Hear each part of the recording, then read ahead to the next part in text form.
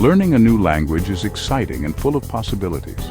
We imagine ourselves speaking fluently, effortlessly conversing with native speakers, understanding every conversation, and even thinking in that new language as if it were our own. But then we hit a wall, the daunting challenge of vocabulary. Suddenly, our dreams of fluency feel miles away, almost unreachable. We struggle to remember even the most basic words, feeling frustrated and stuck. The grammar rules might make sense, but without a solid vocabulary, we're lost in translation. Don't worry, this struggle is completely normal and part of the learning process. Our brains aren't naturally wired for passively absorbing new words like sponges. We need effective strategies and tools to unlock the full potential of our memory. Think about how you learned your native language as a child. It wasn't through memorizing endless lists of words. You listened, you repeated, and you connected words to real-life objects and experiences around you. This is the key to unlocking foreign language vocabulary too, making meaningful connections. We need to move beyond rote memorization and engage our brains in a more active, creative, and enjoyable way. One powerful technique is visual mnemonics. This involves creating a vivid, memorable image in your mind that connects to the word you're trying to learn. The more detailed and colorful the image, the better it will stick in your memory. For example, let's say you're learning the Spanish word perro, which means dog. Instead of just memorizing the word, you can create a fun and engaging image.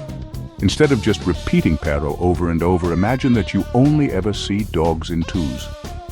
Look, it's another pair of dogs. The more absurd and outlandish the image, the more memorable it will be. Our brains love novelty and humor, which makes these images stick. This technique works because our brains are wired to remember images far better than abstract words. Visuals create a mental snapshot that is hard to forget. By creating a strong visual association, we provide our brains with a hook to hang that word on. This hook makes retrieval of the word much easier, and the more senses we can involve in the image, sight, sound, even smell, the stronger the connection becomes. This multisensory approach enhances learning and retention. Another effective method is storytelling.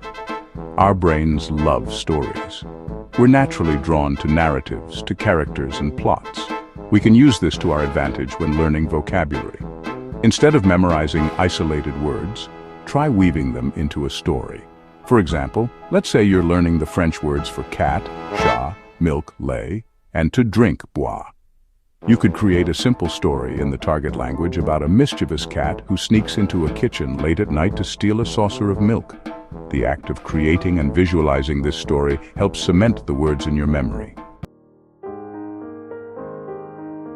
Section 4. Repetition, repetition, repetition, spaced recall, and active practice.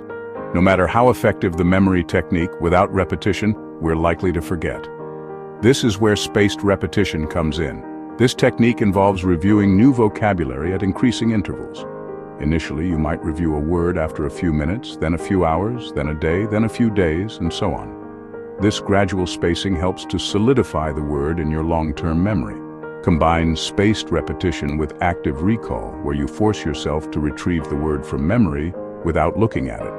Flashcards are a great tool for this, or you can use apps like Anki or Memrise. Section 5. Living the language, immersion, and practical use. Finally, the most effective way to truly master foreign words is to immerse yourself in the language. This means making the language a part of your daily life. Watch movies and TV shows in your target language, paying attention to the dialogue and trying to understand the context. Listen to music and podcasts, which can help you get used to the rhythm and sounds of the language. And try to read books and articles, starting with simpler texts and gradually moving to more complex ones. The more you surround yourself with the language, the more familiar it will become. Eventually, it will start to feel natural to think in that language, making it easier to use in conversation. And most importantly, don't be afraid to use your new vocabulary in real-life conversations. Find a language partner, join a conversation group, or participate in language meetups. Or simply start by incorporating a few new words into your daily thoughts and interactions. Practice makes perfect.